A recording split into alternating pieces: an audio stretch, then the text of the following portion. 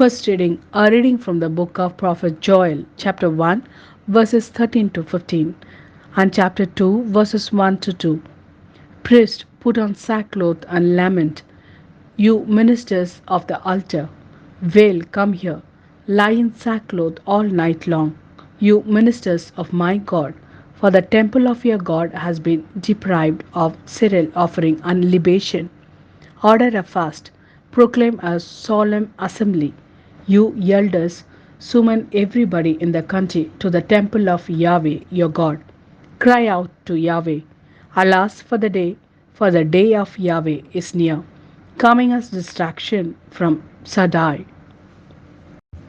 Blow the ram's horn in Zion. Sound the alarm on my holy mountain. Let everybody in the country tremble, for the day of Yahweh is coming, yet it is near. Day of darkness and gloom, day of cloud and blackness. Like the dawn across the mountains spreads a vast and mighty people, such as has never been before, such as will never be again to the remotest ages. This is the word of Lord. Thanks be to God. A reading from the Gospel according to Luke, chapter 11, verses 15 to 26. But some of them said, it is through Beelzebul, the prince of devils, that he drives devils out. Others asked him as a test for a sign from heaven.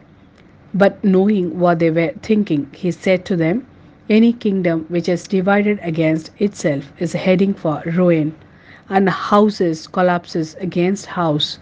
So too with Satan. If he is divided against himself, how can his kingdom last?